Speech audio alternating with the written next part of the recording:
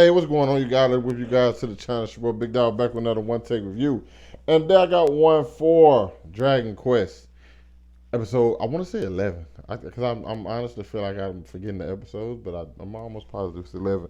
Which was a good episode. I know I didn't cover it last week. That's on me because like I didn't see the episode honestly to Wednesday. I'm just like, well, Saturday's right there, so I just wait. But overall, they end up meeting like the leader, the legion of the commander of the legion of the undead, which is Hyu. I'm just gonna call him Hyu. All right, Hyu, and he was a student of Avan. They're like, why did you do what you did? And I can't lie, backstory was interesting as hell. Like you have to look at it from how you looked at it. He didn't look at the monsters and the Dark Lord and their armor as like bad beings or anything like that. Like his father raised him, which was a skeleton, you know what I'm saying? But like he raised him and this guy comes through and kills him. What do you expect? Like he was raised down there, and only thing he knew was the people around him. And you see when he was coming up, like they was laughing and smiling and having fun. So the world may know them for like terrorizing and stuff like that, but that's not how you saw them. They were like all his friends, and so and it doesn't seem like that he was taught anything bad at his young age. It's just like he was like a regular kid. It seemed like he lived a kid life. Granted, he couldn't leave, but other than that, that was it. And like the fact that his father was able to keep him there just because of where his father had rank.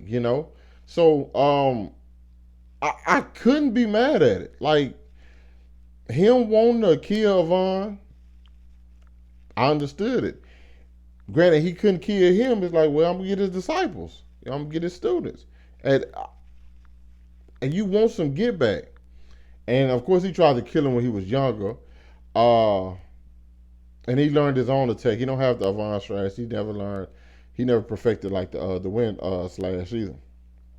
So it's like you see, like he's actually been putting in work. Because I'm not gonna lie, I was watching this episode and I knew like he was leagues above like Pop and Day Die.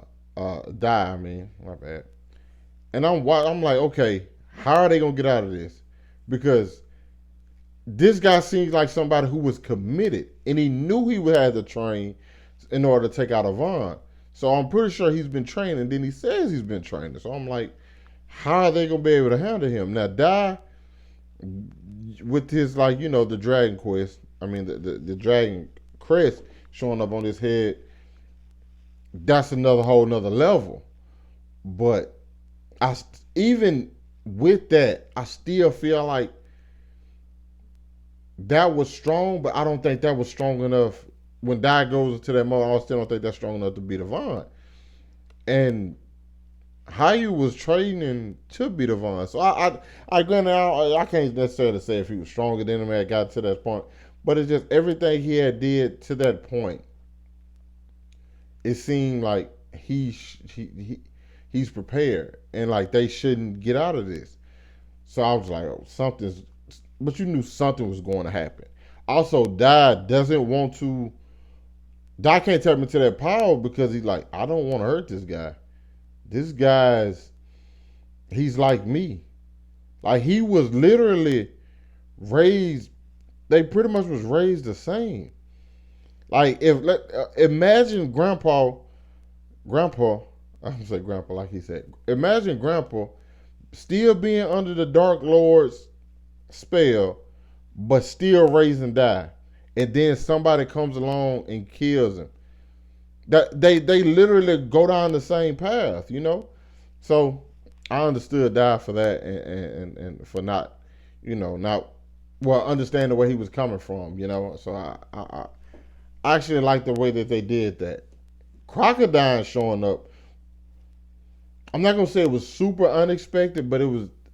I didn't expect it then, and his reasoning was a little not shaky, but I'm just like, in one regard, it's like you don't want to let the person who defeated you be defeated right yet. Okay, which is selfish. It's like you're not thinking crocodile.